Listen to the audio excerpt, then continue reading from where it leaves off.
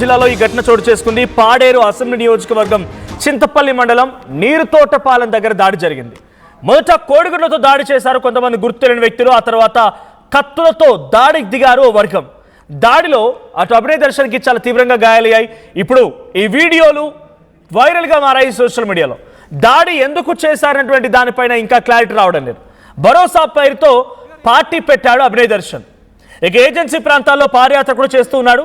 ఆయన పాదయాత్రకి ఈరోజు బ్రేక్ పడింది. అక్కడి నుంచి ఆయన ఉన్నటువంటి ఒక ప్రాంతం నుంచి తన కారు ఖరాబ్ అయిందని చెప్పి ఆ కారుకి ఏదో చిన్న డ్యామేజ్ అయింది. ఆ కార్ని సరి చేసుకోవడం కోసమని ఆయన వేరే ఒక ప్రాంతానికి వెళ్తున్నారు నీరుతోటపాలెం దగ్గర నుంచి.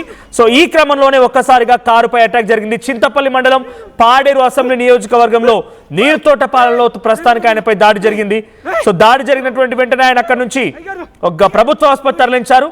సో జర్రాల ప్రభుత్వ ఆసుపత్రి తరలించారు. సో చాలా భయంకరంగా ఆయన వెళ్తున్న సమయంలోనే కారుపై కోడిగుడ్లతో దాడి చేశారు. కారు ఒక్కసారిగా ఆపేసరికల్లా ఆయనని కారులో నుంచి బయటికి లాగి కారు అద్దాలు పగలగొట్టేసి ఆయనని ఒక అడవిలో సుమారుగా చుట్టూ చెట్లే ఉన్నాయి, ఆ చెట్ల పొదల మధ్యలో ఆయనని చాలా భయంకరంగా దాడి చేసి ఆయన అక్కడి నుంచి హతమార్చే ప్రయత్నం కూడా చేశారు. ఒకసారి ఆ విజువల్ చూద్దాం.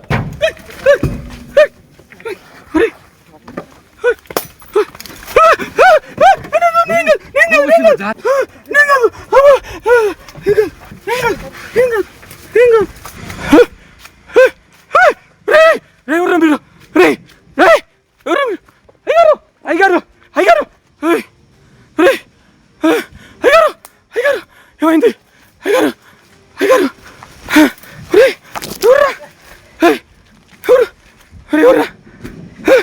అయ్యారు? ఏమైంది అయ్యారు? ఏమైంది అయ్యారు? ఏమైంది ఏమైంది ఏమైంది? భాను ఫోన్ చేయి, భాను ఫోన్ చేయి, భాను ఫోన్ చేయి, భాను ఫోన్ భాను ఫోన్ చేయి, భాను ఫోన్ చేయి, భాను ఫోన్ చేయి. అరే అమ్మో నా కొడుకులు పోయారు.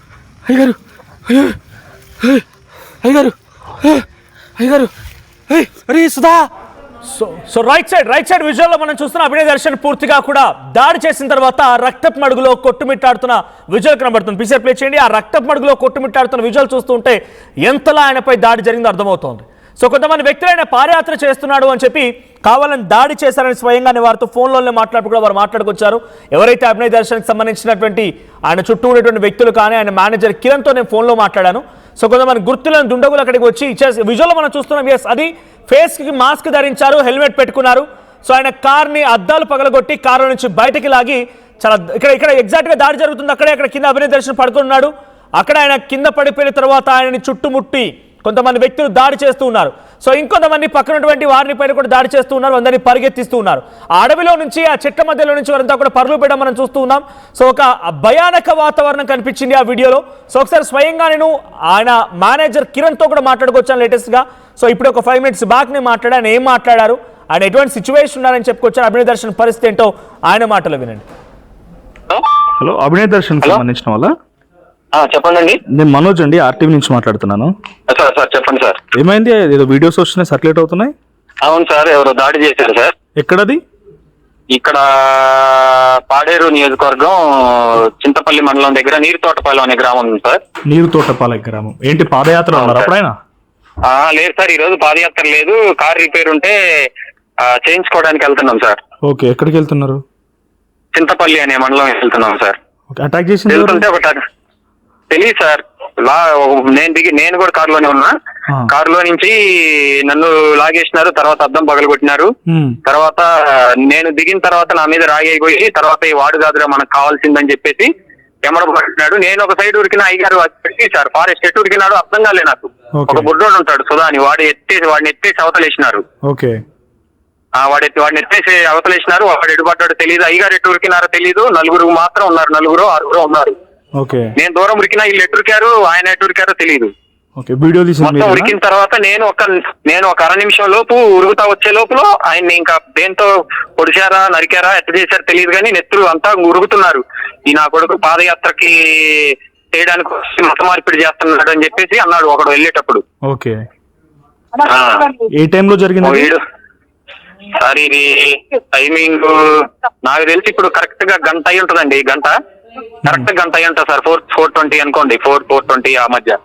ఓకే, ఇప్పుడు ఎట్లా ఉన్నా అభినయ్ ఒకడు మాత్రం వాళ్ళలో ఒకడు హెల్మెట్ పెట్టుకున్నాడు మాత్రం అరే ఈ నా కొడుకు మత మార్పిడి చేయడానికి వచ్చాడు అన్నాడు సార్. నన్ను కొట్టడానికి ఒకటి రాయడానికి వస్తే అరే ఈడు కాదురా మనకు కావాల్సిందని చెప్పేసి అన్నాడు ఒకడు. ఓకే, మీకు అనుమానం ఎవరైనా ఉందా మరి అక్కడ ఎవరు వచ్చారు అనేది? తెలియదు సార్, ప్రస్తుతానికి అనుమానం అయితే ఎవరి మీద లేదు మాకు.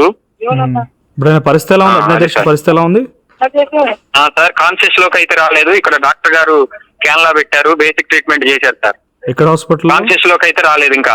ఎక్కడ హాస్పిటల్లో? ఇక్కడ చర్ల సార్. మీరు ఈ నెంబర్ కి వాట్సాప్ ఉందా సార్? నేను అడ్రస్ లైవ్ పెడతా, పంపించండి, నాకు పంపించండి. రైట్. సో పాదయాత్ర ఈరోజు బ్రేక్ అంట. పాదయాత్ర ఈరోజు బ్రేక్ అని తన కార్ ఏదో రిపేర్లో ఉందని చెప్పి నీరుతోటపాలెం దగ్గర నుంచి ఇంకొక మండల కేంద్రానికి చింత మండలం అనేది వెళ్తున్నారంట. సో అక్కడికి వెళ్తున్నటువంటి మార్గ మధ్యలో ఒక్కసారిగా కొంతమంది వ్యక్తులు అటవీ ప్రాంతం అంతా కూడా ట్రైబల్ ఏజెన్సీ ప్రాంతంలో చుట్టూ అడవి ఉంటుంది, చెట్ల మధ్యలో నుంచి మార్గం ఉంటుంది. అది మెల్లే మార్గంలో కొంతమంది వ్యక్తులు అక్కడ రెక్కిండ్రవేయించి ఆ కారు పైన ముందుగా కోడిగుడ్లతో దాడి చేసి ఆ తర్వాత ఆ కారు అద్దాలు పగలగొట్టి అభినయ్ దర్శన్ని ఆయనతో పాటుగా మరికొంతమంది వారందరూ కూడా బయటికి లాగి దాడి చేశారు అని చెప్పి స్వయంగా వాళ్ళే చెప్తున్నారు. సో ఈ దాడిలో అభినయ్ దర్శన్కి చాలా తీవ్రంగా గాయాలయ్యాయి. రక్తపు మడుగులో కొట్టుమిట్టాడుతున్న అభినయ్ దర్శన్ని అక్కడి నుంచి తరలించారు. సో తలకి గాయమైంది. విజువల్స్లో డైరెక్ట్గా కొన్ని మీకు చూపించలేకపోతున్నాను, బట్ తలకి గాయమైంది. ఆయన నడుములో కూడా కొంత ఏదో కత్తి లాంటిదా లేకుంటే పదునైనటువంటి ఒక ఆయుధంతో దించడం జరిగింది. అక్కడ కూడా చాలా తీవ్రంగా రక్తస్రావం అవుతోంది.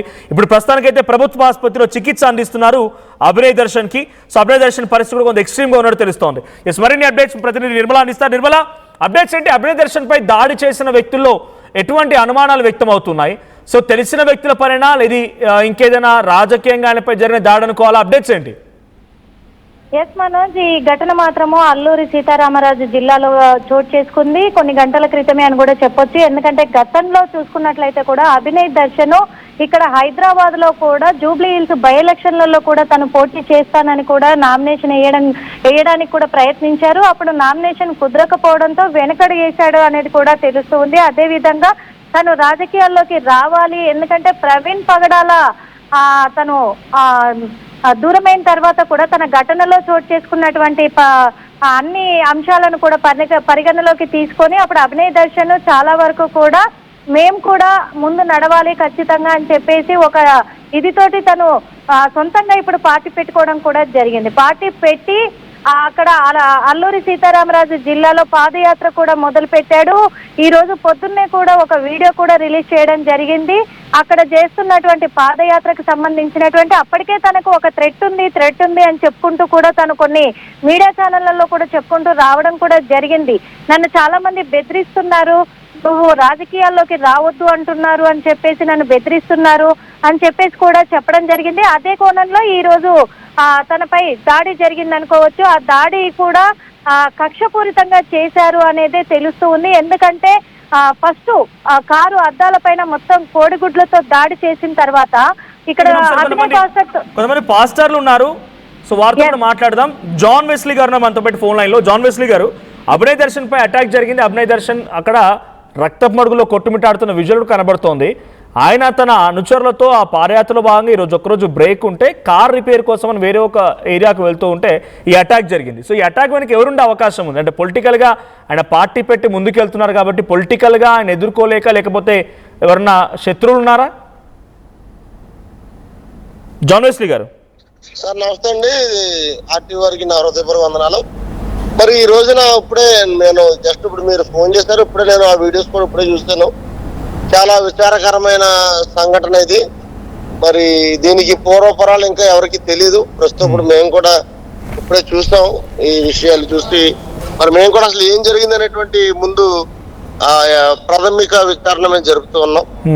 మరి ఎందుకు ఇలాంటి దాడులు జరుగుతున్నాయంటే గతంలో మరి ప్రవీణ్ పగడాల గారి మీద దాడి జరుగుతూ వచ్చింది. మరి అది దాడి కాదు, అది యాక్సిడెంట్ అని ప్రభుత్వం వారు చెప్పారు.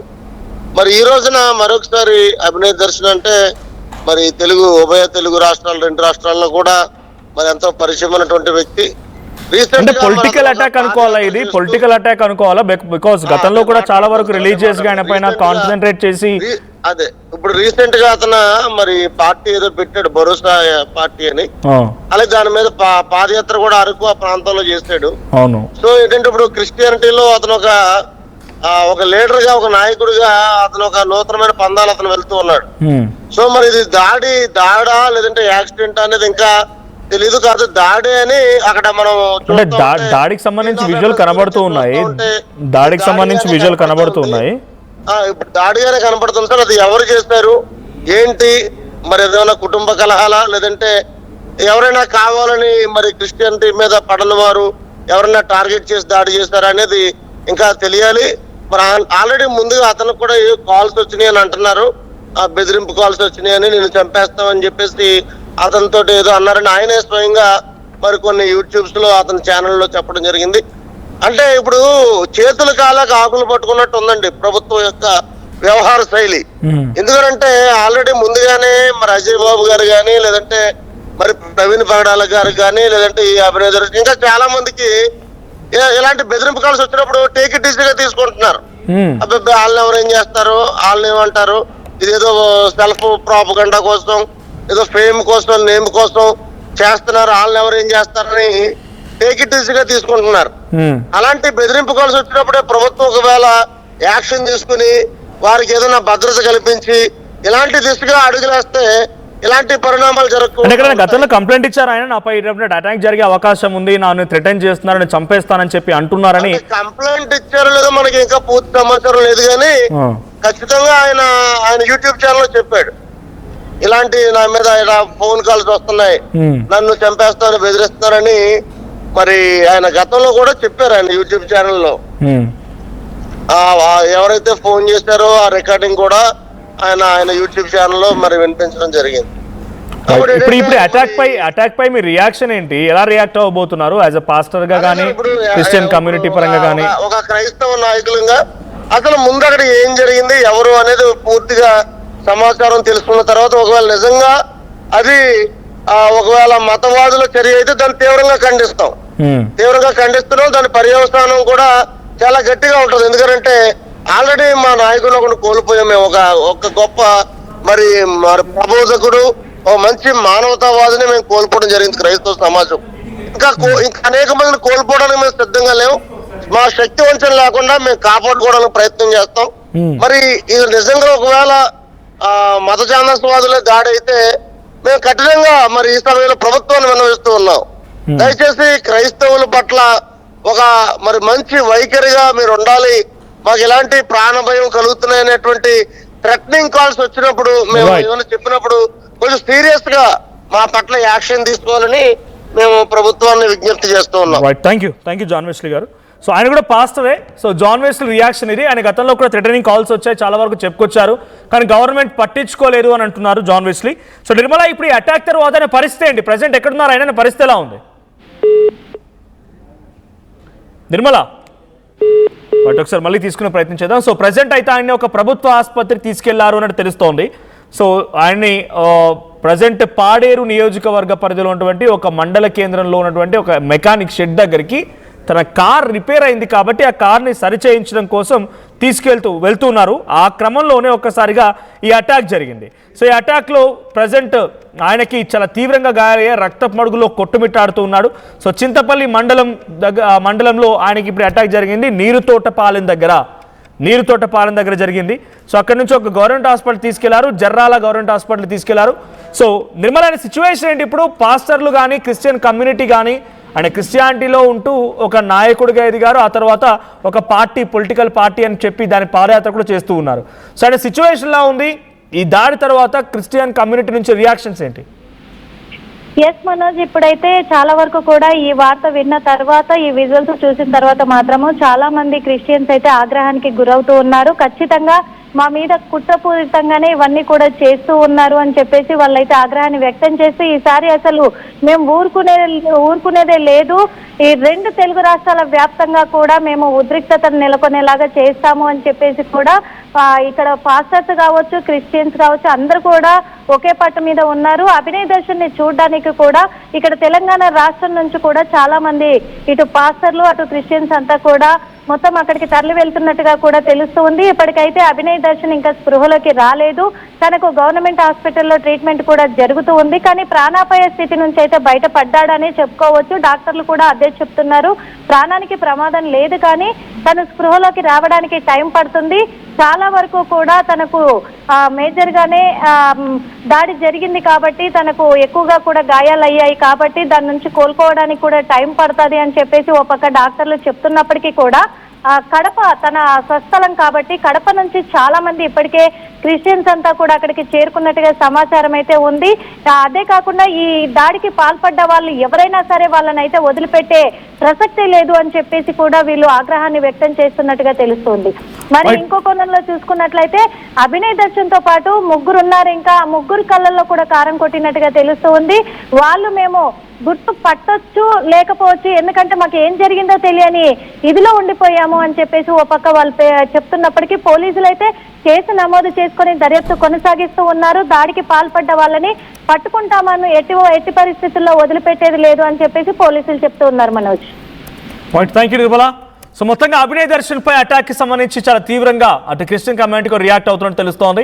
So as of now Abhinay Darshan కి చాలా తీవ్రంగా గాయాలే, ఆసుపత్రిలో చికిత్స అందిస్తున్నారు. సో తనపై దాడి చేసింది ఎవరు అనే కోణాల్లో కూడా ఇప్పుడు అన్వేషిస్తున్నారు అటు క్రిస్టియన్ కమ్యూనిటీ కానీ పోలీసులు కానీ.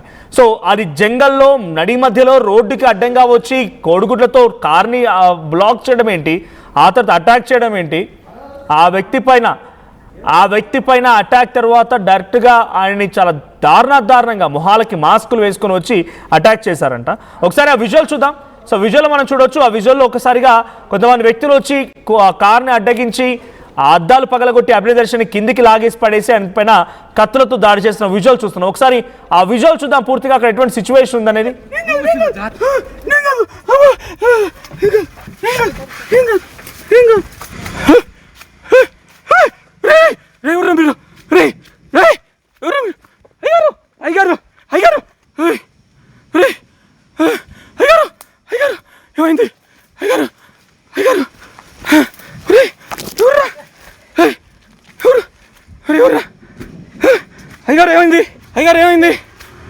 ఏమైంది?